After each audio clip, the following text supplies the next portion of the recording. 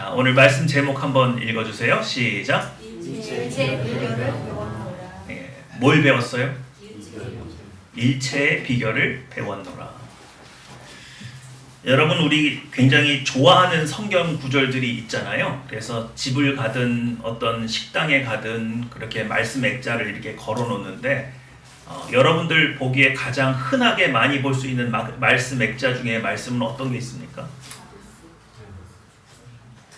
야베스의 기도요? 또 내 시작은 미약하였으나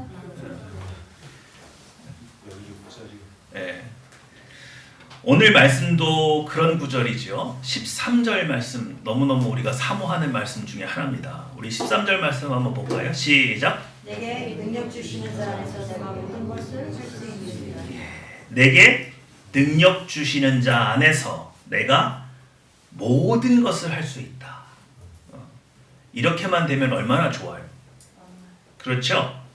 그러니까 오늘 여러분 예배를 잘 드리면 오늘 13절에 있는 이 말씀이 누구 거예요? 내 거예요. 그래서 능력 주시는 자 안에서 여러분이 뭐 할 수 있어요? 모든 것을 할 수 있대요. 좋아요, 나빠요? 좋죠? 근데 우리는 항상 앞뒤 전후 문맥을 보잖아요. 이렇게 한 절만 딱 찝어가지고 생각하는 거 누가 좋아하는 생각이에요? 그렇죠. 이단들이 굉장히 좋아하는 생각이죠. 그래서 이단들하고 이렇게 대화를 할 때에는 성경에 피세요. 그분들이 말했던 그 구절 위하고 아래를 살펴보면 그 뜻이 아니라는 걸 알 수 있죠. 오늘 12절 말씀 한번 볼까요? 12절입니다. 시작. 나는 괜찮을 처할 줄도 알고 풍부의 처할 줄도 알아. 모든 일, 곧 배부름과 배고픔과 풍부와 풍비를 처할 줄 아는 일체의 비결을 배운다. 자, 그러면 능력 주시는 자 안에서 내가 모든 것을 할 수 있는 게 뭐예요? 네? 뭐예요? 여러분이 할 수 있는 거. 그렇죠. 배부름과 배고픔과 풍부와 궁핍에 처해도 하나님의 은혜로 말미암아 생존할 수 있고 평안할 수 있고 복음을 전할 수 있고 하나님과 동행할 수 있고 하나님의 뜻을 이룰 수가 있죠. 믿으십니까? 그러니까 여기서 말하는 모든 것을 할 수 있느냐는 우리의 육체의 정욕이 좋아하는 모든 것이 아닌 거죠. 그래서 오늘 여러분 일체의 비결을 배워 가시는 겁니다. 그럼 우리에게 배부름이나 배고픔이나 풍부나 궁핍이 인생을 살아가는데 하나님의 뜻을 이루어 가는데 문제가 되는 거예요, 안 되는 거예요? 전혀 안 되는 거예요. 그러면 어떻게 돼요? 여러분 주변에 있는 사람들이 깜짝 놀라요. 요즘 많은 젊은이들이 돈이 없고 집이 없고 차가 없으면 뭘 안 해요? 결혼을 안 해요. 결혼을 안 한다는 얘기는 사랑을 안 한다는 얘기예요. 문제가 돼요, 안 돼요? 문제가 되죠? 근데 우리는 문제가 안 된다. 능력 주시는 자 안에서 얼마든지 할 수 있다. 믿으십니까? 하나님께서 우리에게 어떤 사명을 주셨는데 돈이 없으면 못해요? 그런 거 아니다. 그래서 세상 사람들이 일하는 것과 우리가 일하는 것은 방법 자체가 어떻게 됐어요? 달라요. 그래서 우리는 가지고 있는 걸로 일을 하는 것이 아니라 능력을 주시는 분이 우리에게 뭘 주시기 때문에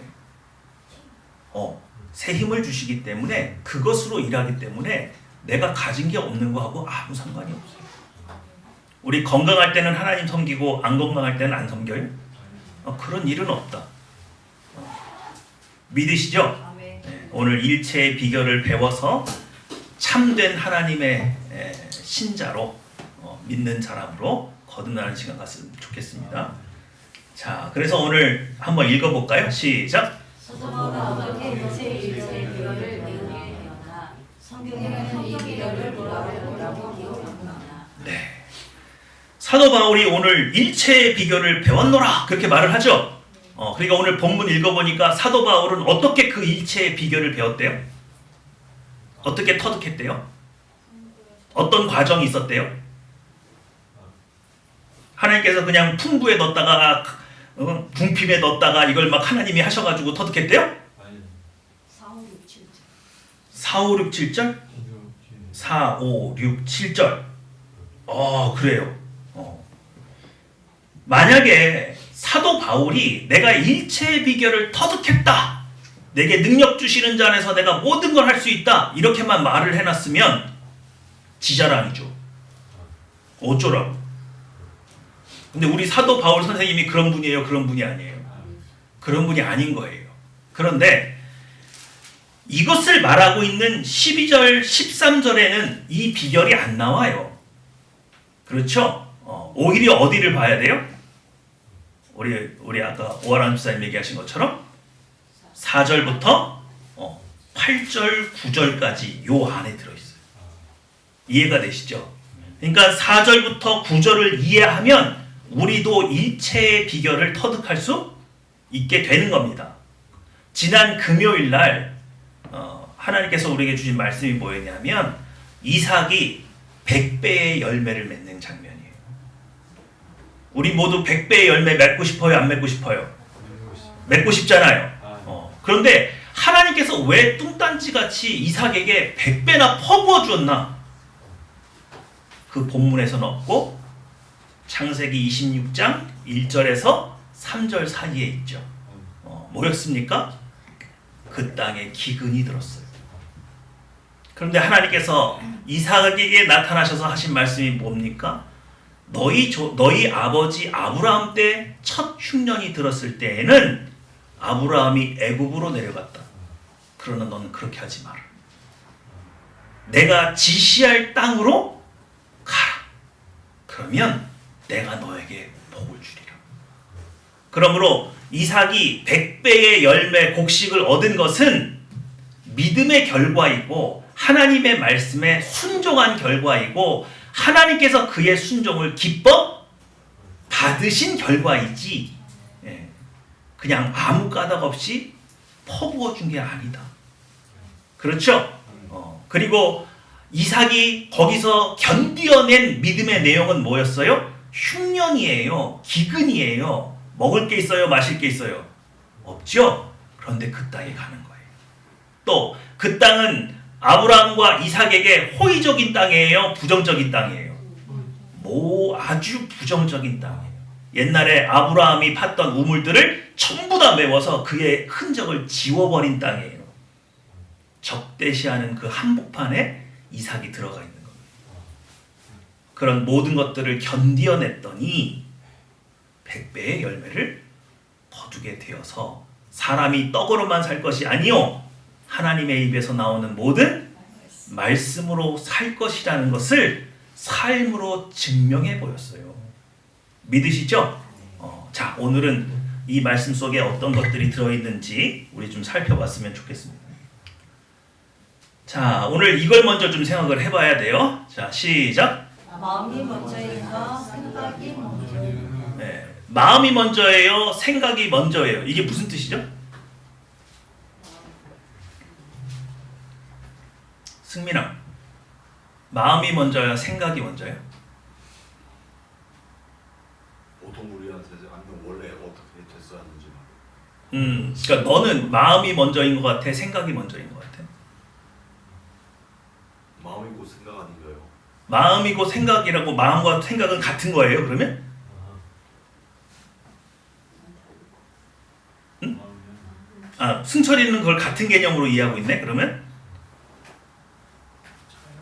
아니야, 승철 좀 미안해. 승민, 헷갈렸어요? 그래, 우리 승철이 또 얻어 걸렸네, 승철아. 마음이 먼저야, 생각이 먼저야? 보통은 생각이 먼저. 그러니까 승철이 얘기는 생각이 나를 이끄는 것 같아, 마음이 나를 이끄는 것 같아. 사람에 따라 좀 다른 것 같죠? 그럼 원래 하나님께서 창조하실 때 인간은 마음이 사람을 이끌게 돼 있을까요? 생각이 사람을 이끌게 돼 있을까요? 아마 마음? 그거 어떻게 다 알아? 우리 훌륭한 교회예요. 그러니까 마음이 사람을 이끌게 돼 있어요. 여러분 이 개념을 오늘 모르면 이 본문이 해석이 안 돼요. 다시 한번요. 오늘 빌립보서에 마음이라는 단어도 나오고 생각이라는 단어도 나오는데 하나님은 태초에 사람을 만드실 때 마음이 생각을 이끌도록 만드셨다고요? 생각이 마음을 이끌도록 만드셨다고요? 마음이 생각을 이끌도록 만드셨다고요. 이걸 꼭 기억하세요. 그러니까 이 세상의 학문은 다르게 말할 수도 있는데 성경은 이렇게 얘기를 합니다. 그러니까 중요한 방점은 마음이 있는 거예요? 생각이 있는 거예요? 마음이 있는 거예요. 생각은 여러 가지 사실들을 이렇게 모아서 통찰력으로 마음에다가 제공을 하면 마음이 그 중에 내 마음에 맞는 거를 선택하는 거예요. 내 생각은 A라는 길도 있고 B라는 길도 있고 A라는 방법도 있고 B라는 방법도 있는데 그것을 종합해서 마음에다가 이런 길도 있고 저런 길도 있는데 네가 뭐가 선택할래? 라고 하면 마음이 A든 B든 선택한다 이거예요. 이해가 되시죠? 그러니까 결국 사람을 주관하는 건 마음이에요? 생각이에요? 마음이라고요. 마음. 오늘 이 개념을 꼭 이해를 하셔야 돼요. 그러니까 여러분이 성경책을 읽을 때 마음과 생각이라는 단어가 나올 때에는 이런 관계가 있어서 설명하고 있는 거다. 이런 기본적인 지식을 가지고 이해를 하셔야 이게 이해가 될 겁니다. 자, 읽어볼게요. 시작. 마음이 부패하여지고 진리를 잃어버려 경건을 이익의 재료로 사용하는 자세에 가족이 일어난다. 네. 마음이 뭐 했어요? 부패했어요. 썩었어요. 그랬더니 뭘 잃어버렸어요?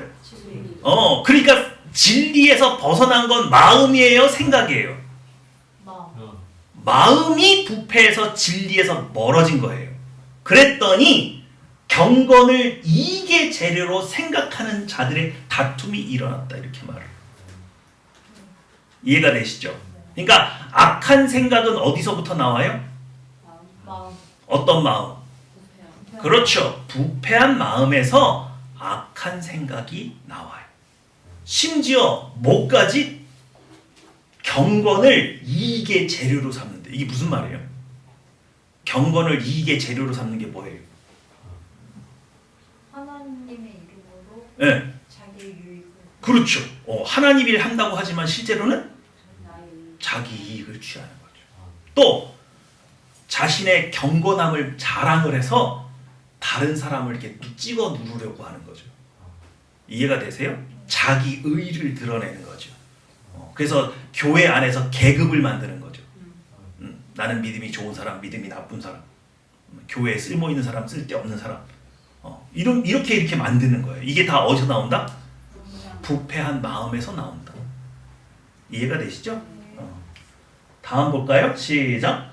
우리가 마음의 뿌림을 받아 악한 지식으로부터 벗어나고 몸은 맑은 물로 씻음을 받았으니 참 마음과 온전한 믿음으로 하나님께 나아가자. 자, 요거 히브리서 10장 20절에서 22절인데 우리가 마음의 뿌림을 받아 이 얘기 탁 들으니까 뭐가 생각나요? 뭘 마음에 뿌려요? 그렇죠. 이스라엘 백성은 어떻게 해야 죄를 씻어요? 어린 양의 피를 대제사장이 속죄소에 뿌려야 되죠. 우슬초 엮은 이 단으로 피를 찍어서 백성들한테 막 뿌리잖아요. 이렇게. 그죠? 그건 원래 사람 몸에 뿌리는 거예요? 마음에 뿌리는 거예요? 이게 마음에 뿌리는 거예요. 그럼 아까 부패한 마음에 예수님의 보혈의 피가 확 뿌려지니까 어떻게 됐어요? 악한 양심으로부터 뭐하고? 벗어나고. 그럼 악한 양심은 뭐예요? 부패한 마음이기도 하고 우리의 옛 본성이 우리의 마음과 우리의 양심을 변화시켰을 때 악한 마음이라고 하는 거예요. 악한 양심이라고 하는 거예요. 이해가 되시죠? 그랬더니 마음이 깨끗해졌네? 그죠? 마음이 깨끗해졌더니 뭐 어떻게 했어요? 참 마음과 온전한 믿음으로 하나님께 나아갈 수 있게 됐네요. 이해가 되시죠? 그러니까 내가 생각에 변화를 주려면 뭐가 바뀌어야 되는 거예요? 마음이 바뀌어야 되는 거예요. 마음. 근데 자꾸 우리는 나쁜 생각 들으면은 착한 생각 뭘 바꾸려고 그래요? 생각은 100번 바꿔야 소용이 없다. 왜? 부패한 마음에서 그 생각이 계속 올라오기 때문에 근본을 씻어야 된다는 거죠. 이해가 되시죠? 그러니까 악한 생각에서 벗어나고 악한 생각을 뭐 하려면, 쫓아내서 버리려면 뭐가 씻어야 된다? 마음을 씻어야 되는 거라. 이해가 되시죠? 시작. 악에는 그의 길을 불리한 자는 그의 생각을 버리고 여호와께로 돌아오라. 그리하면 그가 긍휼히 여기시리라. 우리 하나님께로 돌아오라. 그가 너그럽게 용서하시리라. 자, 우리는 신약 성경만 있어요? 구약 성경도 있어요? 그래서 지금 신구약 성경을 다 들여다보고 있는 거죠? 근데 이사야서는 뭐라고 그래요? 악인은 그의 길을, 불의한 자는 그의 생각을 뭐 하래요? 어떻게 버려요? 아까 어떻게 한다고 했어요? 마음을 씻어. 그렇죠. 지금 당장 내 머릿속에 있는 생각은 당장 버려요. 폐기해요. 그렇지만 이걸 한다고 해도 계속해서 마음에서 뭐가 올라오니까 악한 생각이 올라오기 때문에 마음을 뭐 하는 것? 씻는 것. 그러니까 여기서 이렇게만 써있다고 해서 그냥 생각 버리라고 했네? 그렇게만 생각하시는 게 아니라 여러분은 신구약 성경의 원리를 다 아니까 악한 생각을 버리라는 뜻은 곧 뭘 씻으라? 마음을 씻으라는 뜻이구나 라고 이해를 하셔야 된다. 이해가 되시죠? 네. 시작. 부살과 오올리압과 및 마음이 지혜로운 사람 곧 여호와께서 지혜와 총명을 보사 성소에서 모든 일을 할 줄 알게 하신 자들은 모두 여호와께서 명령하신 대로 할 것이니라. 자, 여러분 우리 하늘평화교회는 요거 많이 강조했죠. 머리가 좋은 사람이 지혜로운 사람이에요? 마음이 지혜로운 사람이에요? 마음이라고 했어요. 마음이 지혜로운 거예요. 하나님께서 지혜를 여러분에게 주시면 갑자기 여러분 머리에 갑자기 지혜와 지식을 주는 거예요? 마음에 주시는 거예요? 마음에 주는 거예요. 마음에. 여러분 주변에 똑똑한 사람들이 있죠? 근데 그 똑똑한 사람들이 열심히 일하던가요? 네? 꾀부린 사람 많죠? 그 좋은 머리로. 그러면 그 좋은 머리가 어떻게 쓰여요? 지혜롭게 쓰여요? 악하게 편법으로. 그러죠? 그러니까 결국 머리가 좋은 게 지혜로운 게 아니라 어디가 좋은 게? 마음 씀씀이가 지혜로운 게 지혜로운 것이지. 그러니까 마음이 지혜로운 생각을 취사하는 거예요. 갖는 거예요. 마음이 지혜롭지 않은 사람은 악한 생각을 가져요. 그걸 마음에 품어요. 그래서 그 사람의 행동이 나와. 이해가 되시죠? 그러니까 여러분은 마음이 지혜로운 사람이 돼요? 머리가 지혜로운 사람이 되는 거예요? 마음이 지혜로운 사람입니다. 그래서 하나님께서는 마음에 지혜로운 사람을 지혜를 부어주셔서 하나님의 일을 하게 하세요.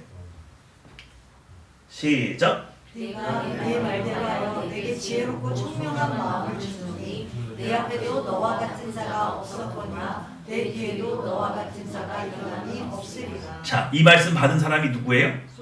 솔로몬이에요. 하나님 앞에 하나님 이 백성들을 잘 다스릴 수 있는 지혜로운 마음을 주소서. 그랬죠? 그랬더니 우리는 맨날 솔로몬 하면은 하나님께서 지혜를 줬다고 생각하는데 지혜가 아니라 뭘 줬다? 지혜로운 마음, 총명한 마음을 주셔서 그를 지혜롭게 하셨다. 그런데 문제가 있죠. 그의 삶은 지혜로웠어요? 안 지혜로웠어요? 왜?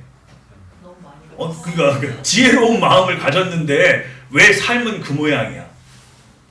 예? 여러분, 솔로몬이 지혜로운 마음으로 한 업적이 뭐예요? 성경을 썼죠. 그러네요. 성경 썼어요. 무슨 성경 썼어요? 아가서도 쓰고 전도서도 쓰고 잠언도 쓰고 썼네요. 근데 여러분 전도서가 무슨 책인지 아세요? 무슨 책이에요? 헛된 책이죠. 반성문 같은 거죠.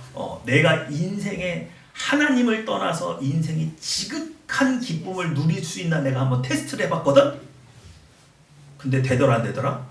헛되더라. 그 논문이에요. 인간이 과연 하나님을 떠나서 행복할 수 있느냐. 근데 결국 그 논문 하나를 쓰기 위해서 그의 인생은 어땠다는 거예요? 스스로 헛된 인생을 살았다고 고백을 하는 거예요.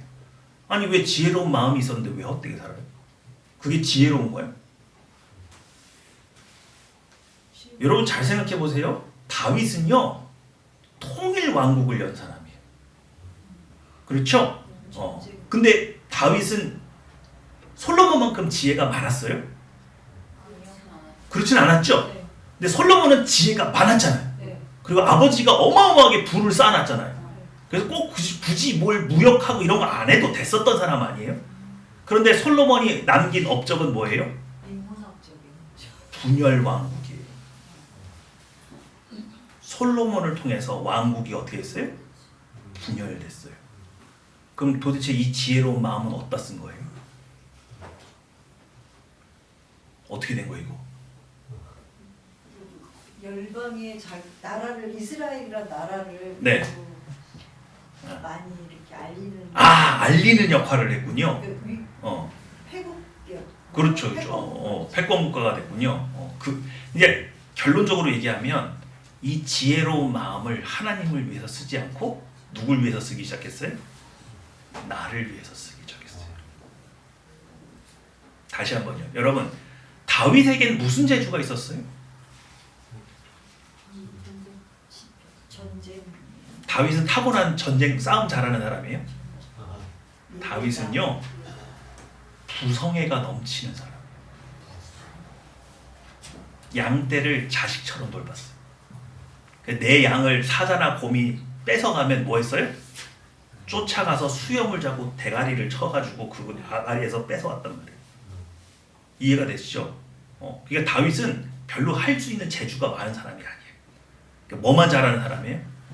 내 새끼 건들면 가만 안 두는 사람이에요. 솔로몬은 지혜가 넘쳤어요. 여러분 나중에 전도서 읽어보세요. 솔로몬이요 미친 사람까지 연구했다고 써있어요. 백과사전을 만들었어요. 식물 도감도 만들어요. 지혜가 많으니까 연구하고 싶은 거 모든 걸 다 연구했어요. 그래서 뭐 했어요? 나라를 두 쪽 냈어요. 그럼 어떤 삶이 나아요? 재주가 많은 게 좋은 거예요?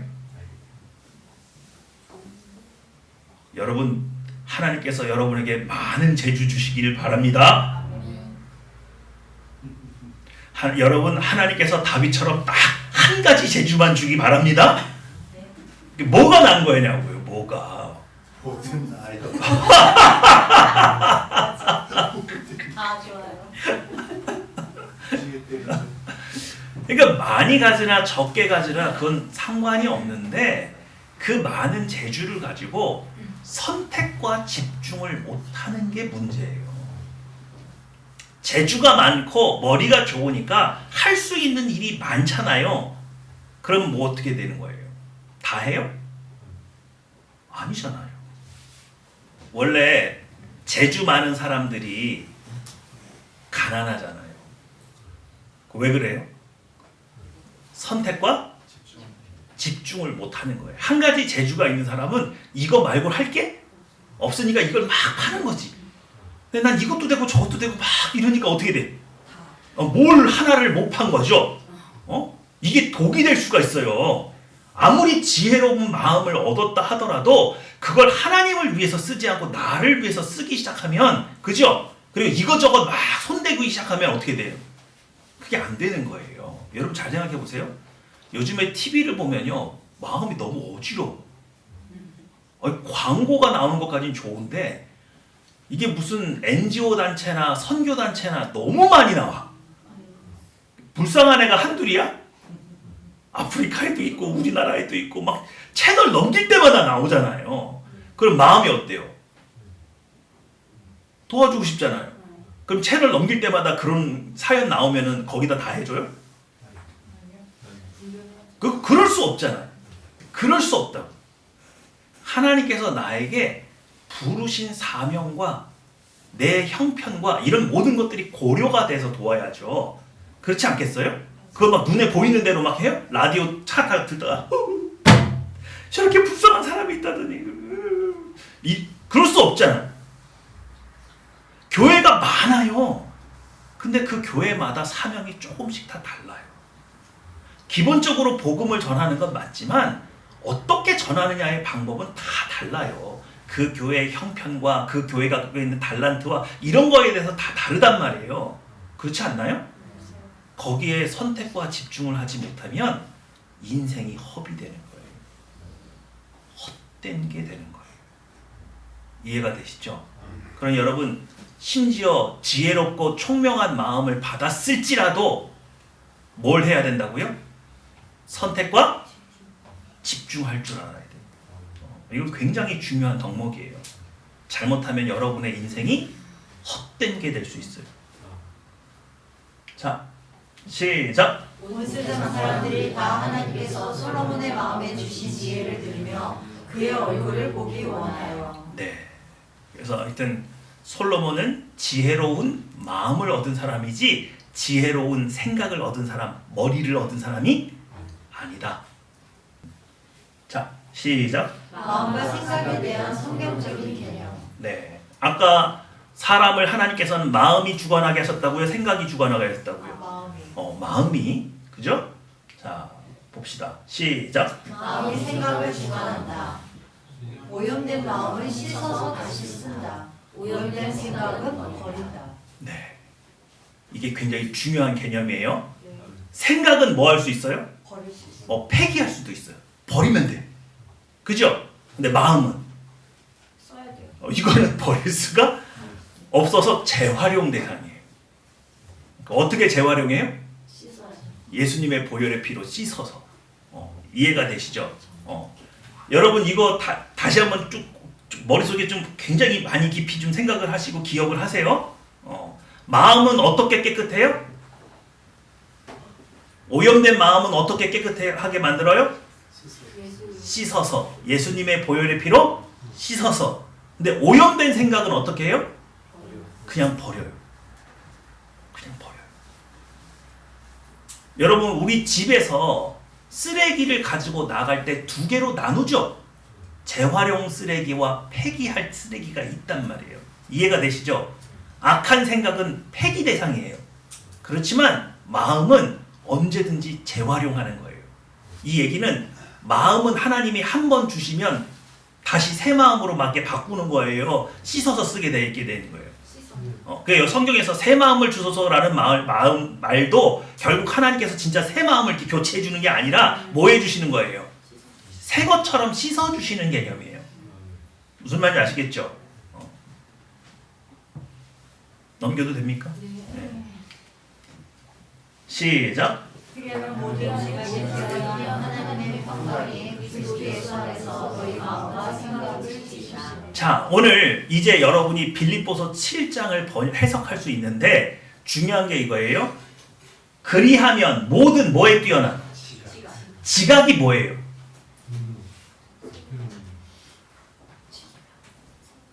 이도? 지각이 뭐야? 지각했어 오늘? 지각이 뭐예요? 지각. 이게 성경이 우리나라 말로 번역을 했는데 이게 쉽지가 않아. 승철 형제, 승철. 지각이 뭐야? 승민이가 알아? 이거 뭐 지각이 뭐야? 지혜, 감각, 지혜와 감각을 합치면 뭐야? 인식. 말이나. 오, 굉장히 유사해. 여러분 세 번역으로 된 걸 다시 한번 읽어볼까요? 시작. 그리하면 사람의 헤아림을 이루는 뭐래요? 사람의 헤아림. 사람의 헤아림이래요. 그러니까 성경에서 말하는 모든 지각에 뛰어난 이 얘기는 사람의 헤아림을 뛰어넘는 하나님의 평화 이렇게 돼 있는 겁니다. 그게 여기서 말하는 지각은 뭐예요? 사고의 인식기관이에요. 사람이 생각하는 기관을 지각이라고 표현한 거예요. 이해가 되시죠? 그러니까 하나님이 우리에게 주시는 평안, 평강, 평화는 우리의 생각을 어떻게 하는 거예요? 뛰어넘는 게 들어온다 이거예요. 그러니까 내 인간이 사고하는 인식기관으로는 이 평안, 평강, 평화를 이해할 수 있어요, 없어요? 없어요. 이거는요 인식기관에 부어주시는 게 아니에요.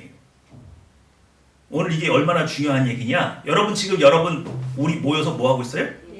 예배하고 있죠? 그럼 오늘 여기에 임하신 하나님이 여러분 각자의 상황에 맞게 평강을 부어주시는 거예요. 근데 그 평강은 내가 머릿속으로 이해하는 인식기관을 통해서 부어주시는 거예요? 마음에 부어주시는 거예요? 마음에 부어주시기 때문에 내가 그 평안이 언제 어떻게 어떤 경로로 들어왔는지 인식이 돼요, 안 돼요? 안 돼요. 이건 인식이 안 되는 거예요. 무슨 말인지 아시겠죠? 자, 우리 새 번역 한번 읽어볼까요? 시작. 그리하면 사람의 헤아림을 떠내는 하나님의 마음을 마음과 자, 사람의 헤아림의 결과가 뭐예요?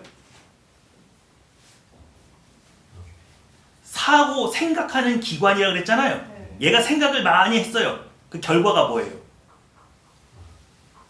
이해를 못 이 기관에서 나온 결론이 생각이에요. 이해가 되시죠? 그러면 마음은 뭐 하는 기관이에요? 뭐 하는 기관이에요? 마음은. 그렇죠. 영적인 하나님의 뭐가 담기는 그릇이에요? 평화가 깃드는 장소예요. 이해가 되세요? 그러니까 사도 바울은 이 사장을 통해서 우리의 생각하는 기관을 통해서 거쳐서 나온 생각을 구분하고 하나님께서 부어주시는 평안이 어디에 임하는지를 구별해서 보여주고 싶은 거예요. 그러니까 이 개념이 없이 이 성경 구절은 여러분 아무리 많이 읽어도 이게 무슨 뜻인지 정확하게 모르는 거예요. 감은 오는데 정확하게 무슨 뜻인지 모른다고요. 이걸 정확하게 이해를 못하면 일체의 비결을 못 배워요. 그래서 오늘 이 개념이 좀 어렵지만 가볼게요. 자, 시작. 그러면 모든 이해를 이해하는 하나님의 여러분의 마음과 생각을 메시아 예수와 연합하여 안전하게 지켜줄 것입니다. 예, 요거 새 번역이라 근데 잘못됐어요. 이거 저기 유대인의 신약 성경이거든요. 그러니까 뭐예요? 모든 이해가 뭐예요? 결과가 생각이죠. 그죠?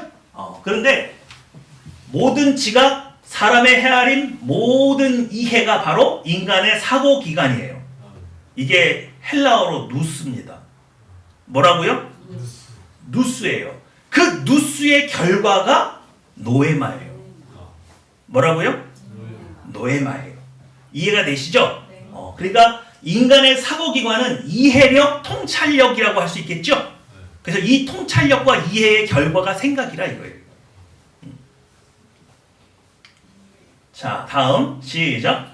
그러면 모든 이해를 뛰어넘는 하나님의 샬롬이 여러분의 마음과 생각을 메시아 예수와 연합하여 안전하게 지켜줄 것입니다. 네. 하나님의 샬롬, 하나님의 샬롬 평안은 하나님께로부터 오는 모든 선한 것의 총체적인 이름이에요. 그러니까 샬롬은 그냥 마음에 있는 따뜻한 평안 이거렇게 생각하시면 안 되고 여러분 각자에게 지금 필요한 모든 하나님께로부터 오는 좋은 것 그걸 통칭 뭐라고 한다고요? 그걸 샬롬이라고 한단 말이에요. 그 샬롬은 어디에 임해요? 우리의 마음에 임한다. 그래서 마음은 뭐예요? 영적인 일을 받아들이는 지적 기관이다. 이해가 되시죠? 근데 문제는 이 마음의 영적 기관이 어떻게 됐어요? 망가졌어요. 타락으로 말미암아.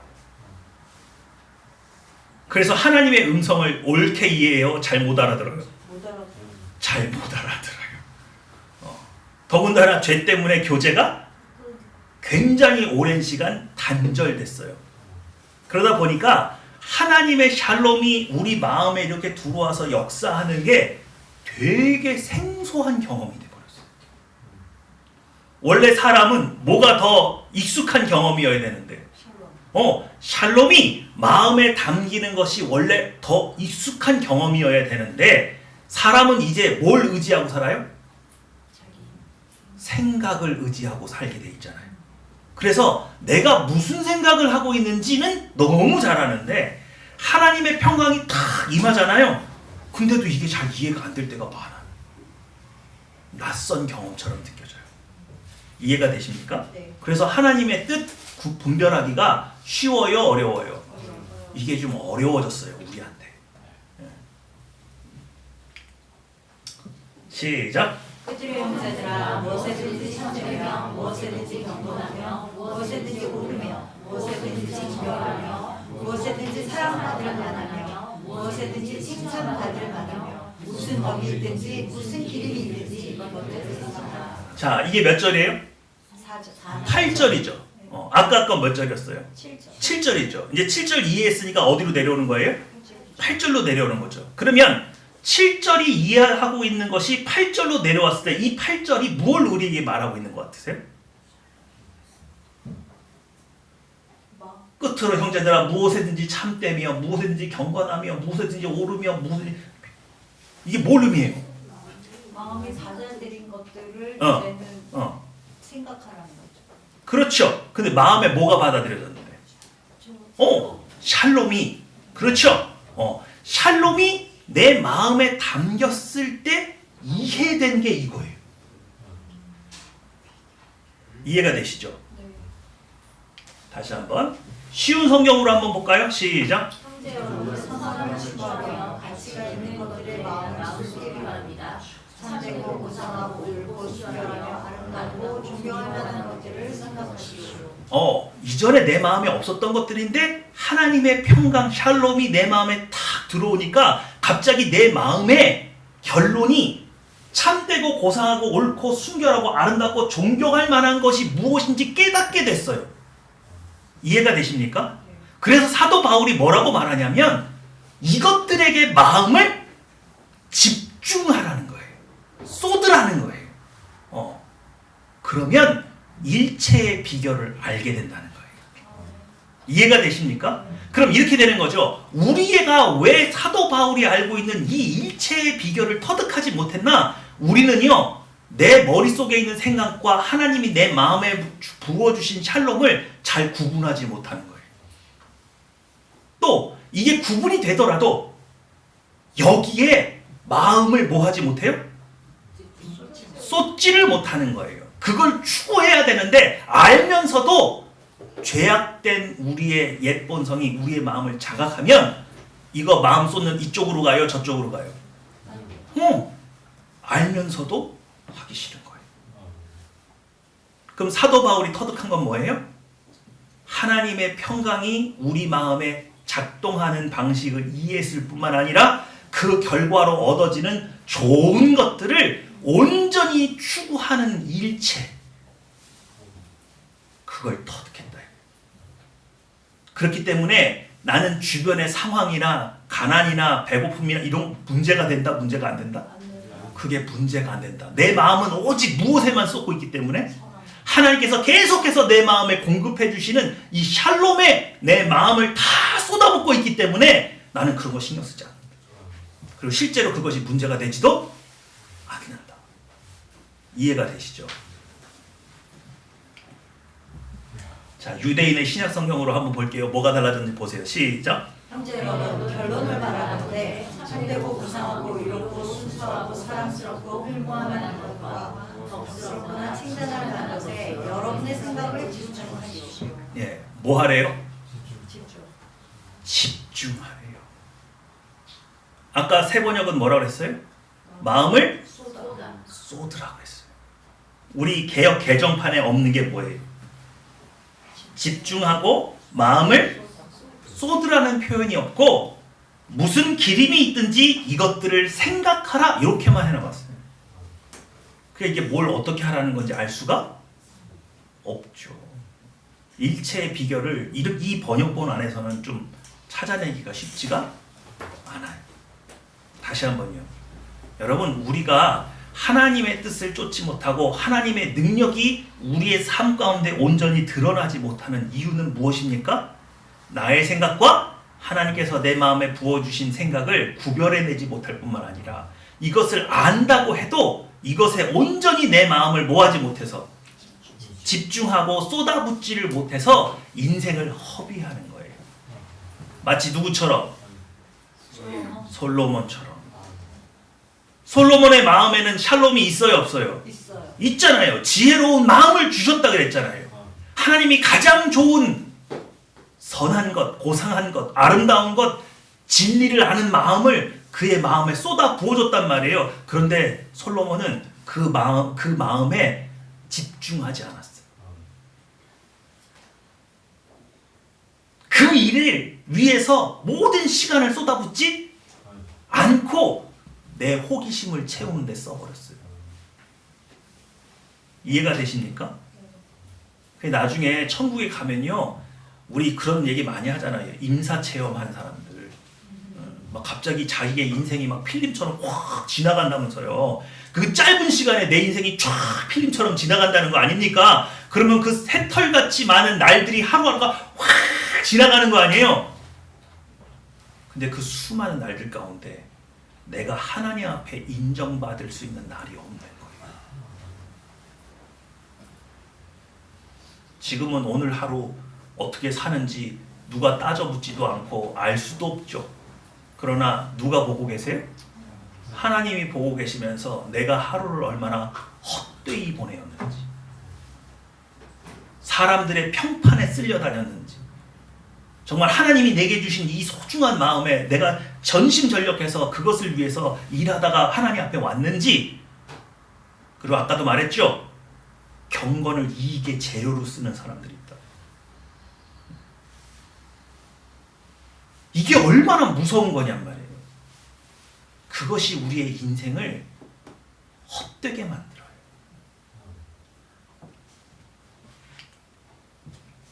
시작. 샬롬이 마음에 부어진 결과에 집중해라.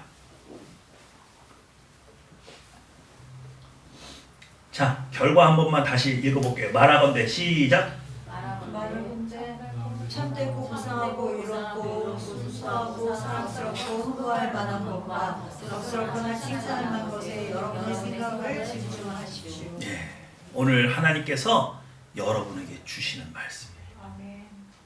이 말씀을 꼭 기억하십시오. 그리고 이 말씀을 꼭 붙들고 있으면 여러분의 인생은 헛되게 쓰임 받을 수가 없어요. 이것들에게 창념하세요. 시작. 너희는 내게 배우고 받고 듣고 본 바를 행하라. 그리하면 평강의 하나님이 너희와 함께 계시리라. 예, 여러분, 평강의 하나님이라고 읽으면 뭐 같아요? 하나님께서 평강을 우리에게 주신다는 겁니까? 평강을 추구하신다는 겁니까? 평강의 하나님이 뭐예요? 하나님은 평강이다. 그러니까 평강을 사랑하시는 거예요? 평강으로 존재하신다는 거예요? 이게 굉장히 애매모호한 표현이에요. 자, 이거 다시 한번 유대인의 신약 성경을 한번 읽어볼게요. 시작. 내게서 여러분이 배우고 받고 듣고 본 것을 계속 행하십시오. 그러면 샬롬을 주시는 하나님께서 여러분과 함께 하실 것입니다. 예. 오늘 4장 9절이 우리에게 중요한 얘기를 합니다. 첫 번째는 뭐냐면 하나님은 우리 안에서 계속 우리 안에 뭘 공급해 주신다? 샬롬. 샬롬을 계속 공급해 주신다는 거예요. 그러니까 사실은 우리가 하나님의 의로움을 모를 수가 없어요. 그럼에도 불구하고 모른다는 얘기는 이 샬롬에 집중하지 않고 딴 거에 마음이 팔렸다는 얘기죠. 또 마음이 부패했다는 얘기죠. 그래서 아무리 하나님께서 이거 좋은 걸 공급해줘도 이게 도루묵이 되는 상황인 거잖아요. 근데 재밌는 건 뭐냐면 만약에 내가 이 하나님께서 주시는 평강을 잘 마음에 붙들고 이거에 집중하고 있으면 하나님께서 여러분과 어떻게 하신대요? 함께 하신대. 그럼 이 말은 내가 만약에 이 샬롬에 집중하지 못하면 하나님이 어떻게 하신다는 거예요? 떠나신다는 거예요? 어떻게 돼요, 그러면? 연합이 잘 안 돼요. 연합이 잘 안 돼요. 연합이 잘 안 돼요. 아, 우리 교회가 수준이 많이 올라갔네. 연합이 이런 연합이 있고요. 이런 연합이 있어요. 이런 연합으로는 힘 써요, 못 써요? 이거 못 쓰죠. 그러니까 내가 기도를 해도 잘 안 이루어져. 왜? 연합이 어떻게 돼서? 느슨한 거죠. 하나님이 우리의 마음에 영향을 끼치고 싶어도 미미한 거죠. 마음이 부패했기 때문에. 이해가 되세요? 근데 내가 마음이 온전히 깨끗하게 씻고 하나님께서 우리 마음에 주는 이 평강에 계속 반응을 하고 응답을 하고 그것만 집중하면서 막 쫓아가기 시작하면 이 연합은 점점 더 강력해져서 누가 누구 같아요? 하나님이 내가 되고 내가 하나님이 되는 거예요. 이해가 되세요? 그래서 하나님의 능력이 우리에게서 그냥 순도 100%로 나올 수가 있게 됩니다. 능력의 차이는 어디서 난다? 연합이 얼마나 강하냐 이걸 달려있다. 이 연합됐다고 해서 내가 예수가 되는 건 아니에요. 그렇게 얘기하는 이단들이 되죠.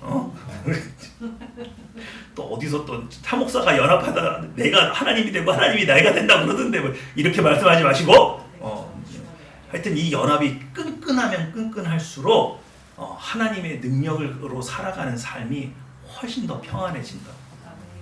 그러면 여러분 이 세상 사는 동안에 어려운 일, 힘든 일, 실패의 요소들이 분명히 생겨요, 안 생겨요? 생겨요. 누가 하자고 한 일인데? 하나님께서. 지난주에 재미있는 일이 있었어요. 여러분 우리 뜻하지 않게 장소가 생긴 거 아시죠? 굉장히 좋은 장소가 하나 생겼어요. 예배할 수 있는.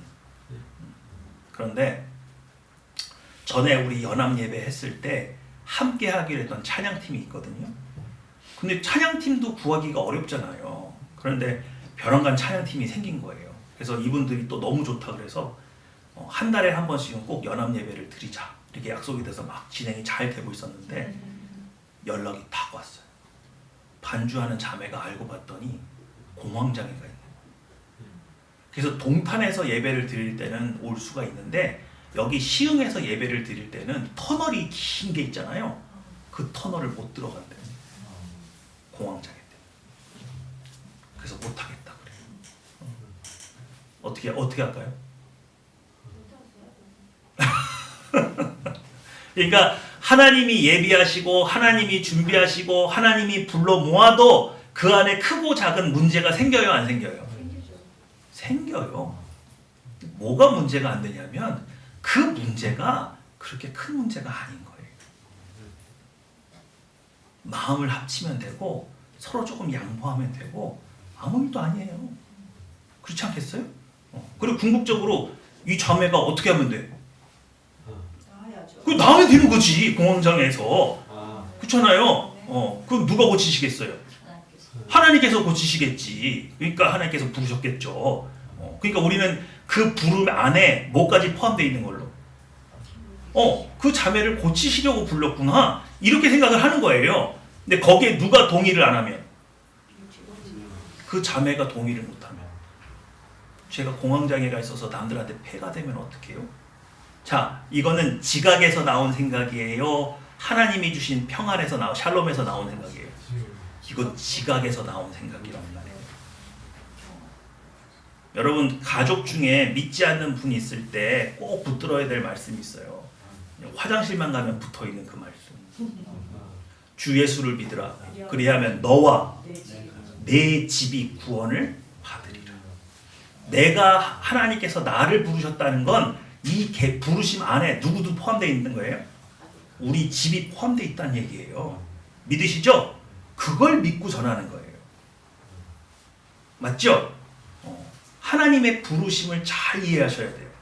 그 안에는 우리의 필요한 모든 것들이 이미 채워져 있어요. 그걸 믿고 가는 거예요. 믿으시죠? 만약에 내 지각이 내 마음을 막 휘저어놔요. 없잖아. 없는데 뭐였는데 뭐 없잖아. 돈도 없고 시간도 없고 장소도 없고 없는데 뭘. 이렇게 휘저어 놓는 이 생각에 내가 반응을 하면 내 마음에 부어진 평강은 어떻게 되는 거예요? 소멸돼요. 그때 하나님과의 연합도 느슨해져요. 이해가 되시죠? 이 원리를 기억하세요. 근데 사도 바울은 이런 것들을 다 터득했기 때문에 주변에 있는 모든 상황이 열악할지라도 나는 하나님과의 이 연합이 느슨해진다 안 느슨해진다 그런 일은 내게 없다. 이것이 바로 일체의 비결이에요. 그래서 능력 주시는 자 안에서 여기서 말하는 능력은 뭐예요? 샬롬이죠. 하나님께서 내 안에 계속해서 샬롬을 공급하고 계시기 때문에 나는 이 모든 상황에서 모든 것을 할 수 있다. 하나님께서 내게 지켜라 행하라고 명령한 모든 일들은 나 다 준행하면서 살 수 있다. 오늘 이 모든 일체의 비결이 여러분의 것이 되기를 주님의 이름으로 축원합니다. 아멘. 네, 기도하겠습니다.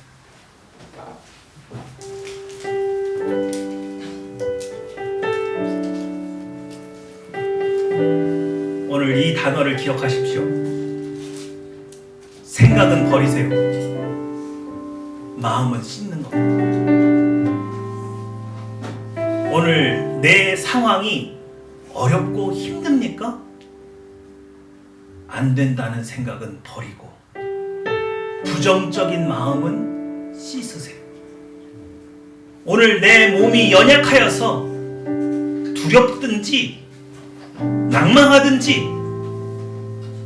힘들고 어려운 생각은 버리고 오늘 예수님의 보혈의 피로 이 낙심된 마음을 씻으세요. 하나님, 저는 믿습니다. 내 안에 성령 하나님이 계시고 그 성령 하나님께서 나에게 샬롬을 공급해주고 계신 것을 믿습니다. 그러므로 내 좌절스럽고 낭망스러운 이 모든 상황 속에서 하나님이 주신 평안만을 바라봅니다. 저의 육신의 연약함을 치료해 주시옵소서. 제 앞에 보이지 않는 길을 열어 보게 해주시고 인도함 받게 해주시옵소서. 하나님의 공급하심을 맛보게 하여 주시옵소서. 기도하시겠습니다.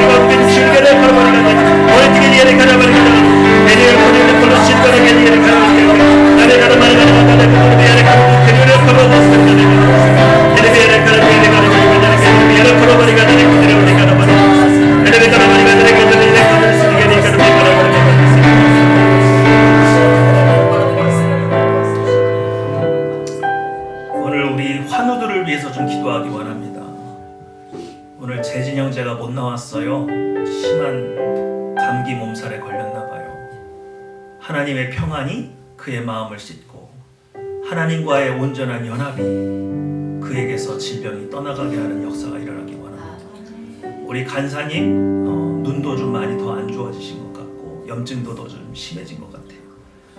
오늘 그의 마음에 하나님께서 온전히 역사해 주시기 원합니다. 또 김순애 권사님 여전히 허리가 많이 안 좋으시고 등이 많이 안 좋으신데 하나님께서 역사하셔서 그의 마음을 치료하시고 그의 육신을 온전케 하실 줄 믿습니다. 혹시 이 시간 여러분 아픈 곳이 있다면 아픈 곳에 손을 얹으시고 부정적인 모든 생각은 다 버리세요. 그리고 먼저 제 마음을 씻어달라고 잘 안 될 거야 라고 생각하는 그 마음 씻어달라고 기도하시고 오직 거룩하고 순결한 마음으로 하나님의 연합을 통해서 저를 고쳐 주시옵소서. 기도하시겠습니다. 주여! 내리칸만 가라바리가 내리칸이 걸어내겠으며 이리겠네 가라바리가 내리칸이 걸어내겠네 그릇이 가라바리가 오늘의 가라바리가 내리칸이 걸어내겠으며 가라바리가 내리칸이 그릇이 이리게 가라바리가 내리칸이 가라바리가 내리칸이 가라바리가 내리칸이 오늘의 가라바리가 내리칸이 거리가 내리칸이 가라바리가 내리칸이 주님의 가라바리가 내리칸이 가라바리가 내리칸이 가라바리가 가라바리가 나오리가 내리 가라바리가 내리칸이 가라바리가 내리칸이 시가라 저러면 가라바리가 내리칸이 가라바리가 내리칸이 가라바리가 저러면 가라바리가 세리가 배가리 기리고로 가라바리가 내리칸이 너는 가라바리가 내리칸이 가리아리가 세리가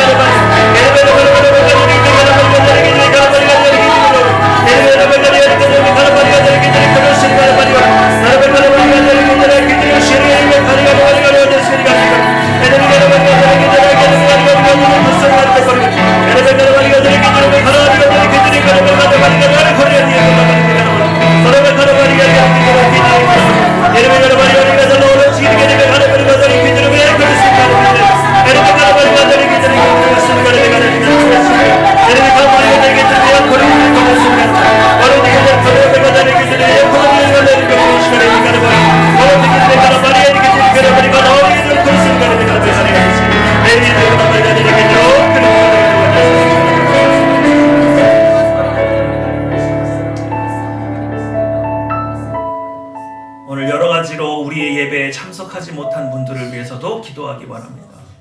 또 우리 김현일 성도 소아마비 때문에 교회에 못 나오고 있죠. 또 우리 김동호 집사님 점점 더 몸이 연약해져 가는 것 같아요. 하나님 그 영혼을 붙들어 주시옵소서. 그 영혼에 오늘 동일한 은혜로 역사해 주시기 원합니다. 우리 자리에 없는 성도들을 위해서 같이 한번 기도하는 시간 갖기 바랍니다. 기도하시겠습니다. 그런데 그러거나 말씀을 보내주시고 러시아에게 일을 그라바디가 들었으니까 다른 얘기들을 물어버리고 내게 그대로 불렀으니까 나바리가 내게 그대로 매어놓고 내시가 내게 바로바리가 나바리가 내게 그대로 이를 불렀으니까 나바리가 내게 그대로 나바리가 내게 불렀으니까 내게 이렇게 바로바리가 내게 나라고 내게 그대로 나바리가 내게 그대로 내시가 내게 그대로 내게 그대로 바로바리가 에드메로 내게 그대로 내게 그대로 나바리가 내게 그대로 불러리가 내게 불렀으니까 내게 나바리가 내게 그대로 불러리가 내게 불렀으니까 내게 그대로 불러리가 그러면 나바리가 내게 그대로 나바리가 내게 그대로 내게 내시가 나바리가 내게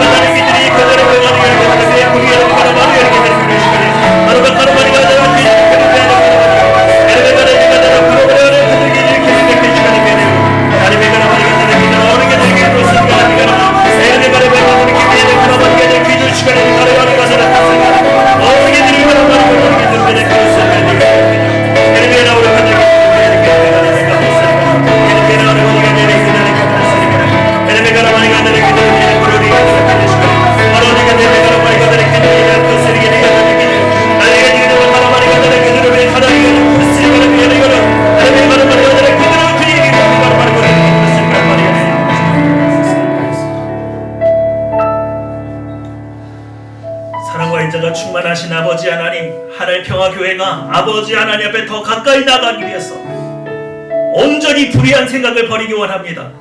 부정적인 생각, 하나님을 반대하는 생각들, 나의 삶의 처지에 낙심하는 생각들, 모든 부조리한 생각들을 다 버리기 원합니다. 오늘 예수 그리스도의 보혈의 피로 우리의 마음을 깨끗하게 씻어내리기 원합니다. 오직 주님께서 우리에게 부어주시는 평강에만 반응하게 하여 주시옵소서. 감사 기도드리며 내 주 예수님의 이름으로 기도했습니다. 아멘.